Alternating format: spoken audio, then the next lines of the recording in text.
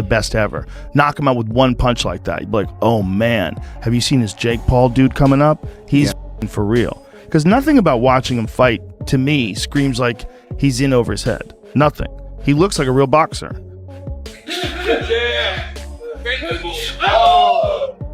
It won't be much different. I think he done well bringing in the right sparring partners. It shows his intent, his focus, his team, what they're trying to do and getting ready for people that come close and throw hooks, and like Sanchez, someone like a Coley who boxes at distance.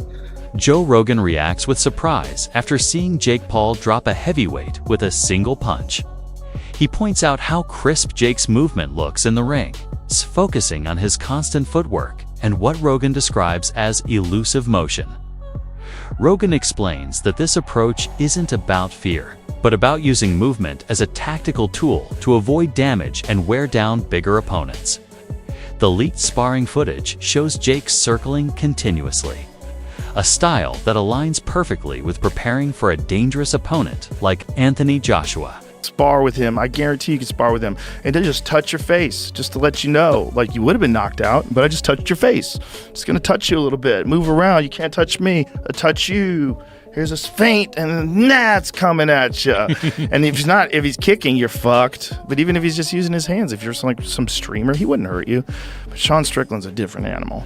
Sean Strickland has, he's got this fucking man code, and he believes in it. Like, you got to get your ass kicked every now and then. He spars all the time, spars constantly. And if you agree to get in there with him, you're essentially agreeing to let him beat the fuck out of you, because you don't really have a chance. Like, you have no chance. But in Sean's defense, when he lost to Alex Pereira, one of the first things he did was go to Connecticut to Glover Teixeira's gym where Alex trains and train with him. When he was training with Alex Pereira, he was light sparring. So this is fucking light. Find the video of Sean Strickland training with Alex Pereira, because he's smart. Because you can't, that guy's not sneako. You can't just tool off. That guy already knocked you out. Like, Pereira knocked him out in the first round. He hit him with a left hook and then Joe Rogan reacts to sparring footage where Jake drops his opponent to one knee. He highlights Jake's heavy looping punches, especially the overhand right, noting how his size, athletic build, and natural power clearly stand out. Rogan also points out that Jake hasn't fully mastered the level of torque and body rotation, seen in top-level boxers, sometimes throwing shots more with his arms or pushing through punches. Even with those technical gaps, Rogan makes it clear that Jake's impact and effectiveness in the ring are undeniable. That was a full force shot to the temple. I mean, he's Fucksville right now. So they wipe off his gloves, but you look at him like he's... Jake's power and physical presence have been developing consistently over time. According to his coach, these moments aren't one-offs, but the result of repeated dominance throughout camp.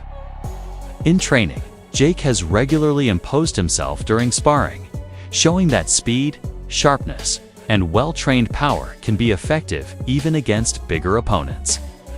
This is especially important against fighters who might overlook a shorter but more explosive threat.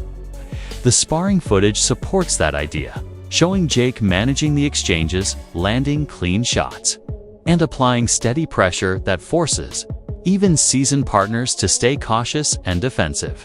Get out the wagon, what is I saying? Cause I am not playing it. But this isn't back in the day again. Yeah. Oh, there you go. It's been good. Mikey. Better watch out, buddy. Don't charge at me, buddy. I got dynamite. He's dominated from day one with heavyweights, and I don't mean just random heavyweights. I mean heavyweights that are ranked in the top 25, but not top 15 in the world, and he's dominating them. Joe Rogan points out that Jake Paul's physical evolution has been just as important as his technical growth. Early in his amateur boxing path, Jake weighed roughly 182 pounds.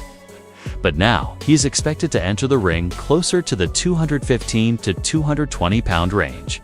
That added mass hasn't come alone. It's been matched with increased strength and valuable fight experience. Rogan explains that this blend of size, power, and time spent competing has turned Jake into a far tougher challenge than he was at. the start of his career, every bout has helped him gain more than wins, sharpening his ability to deal with varied styles and adjust against larger, more experienced opponents. Jake Paul would not survive 45 seconds. Man, I don't know about that. I think it would take a few rounds. Really? But yeah. First of all, Canelo Jake is a came at lot him. bigger. Jake's a lot bigger. But what weight So- would they fight Well, at? I don't think Jake is getting anywhere lower than 205. Jake's improvement hasn't gone unnoticed, especially by Joe Rogan, who continues to give him credit where many others refuse. A large part of the criticism Jake faces comes from his past as a YouTube personality, which causes some fans and commentators to overlook what he's actually done in boxing. Rogan argues that if Jake had entered the sport without that label attached, his accomplishments would be judged far more fairly. His professional record of 12 wins and 1 loss, with 7 victories coming by stoppage, clearly reflects the level of ability and power he has developed inside the ring. If Jake Paul wasn't Jake Paul, if he wasn't this YouTube guy, he was just a boxer, and you see a boxer knock out the former UFC welterweight champion, not just the former, but one of the best ever, knock him out with one punch like that, you'd be like, oh man, have you seen this Jake Paul dude coming up? He's fucking for real. Because nothing about watching him fight, to me, screams like he's in over his head. Nothing. He looks like a real boxer. He looks like a real boxer. He doesn't look like a guy who's attempting boxing. That's the difference. The feints, the foot movement, the way he lands shots.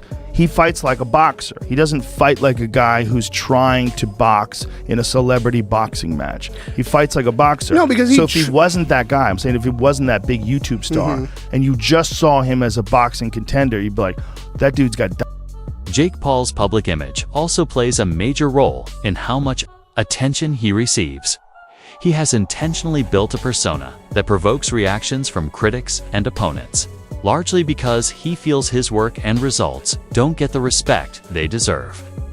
Even with widespread doubt, his boxing record stands out for someone who entered the sport only a few years ago. By combining athleticism, tactical awareness, and entertainment value, he has shaped a storyline where each victory strengthens his claim as a legitimate professional boxer. His confidence, which some view as excessive, has made him divisive.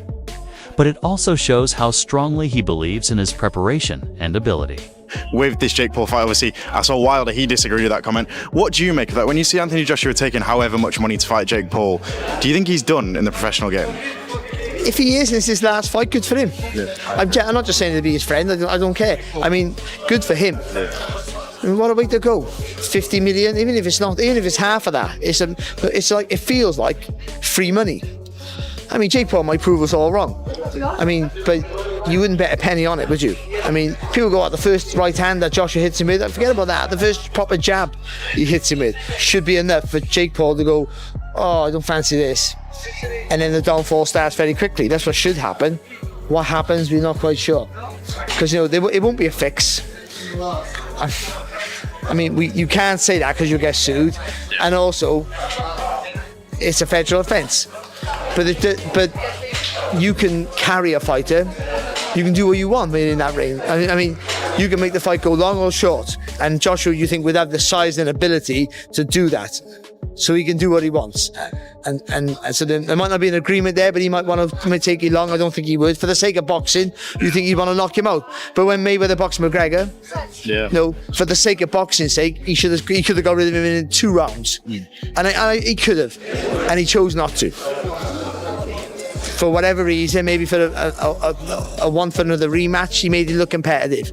And McGregor, I'm not saying he's a bad boxer, but you know, you're talking about different levels. It's crazy. I mean, I was on doing Sky podcast the other week, which I do every other week, and we had Vidal Riley in, British cruiserweight champion, a very, very good fighter on the up, and we said to him, no, if you were boxing Anthony Joshua tomorrow, it would be a mismatch. There's no disrespect to you. You're too small. You want a British, you're a British title. You're on the way to European level, and maybe. That wraps up today's video.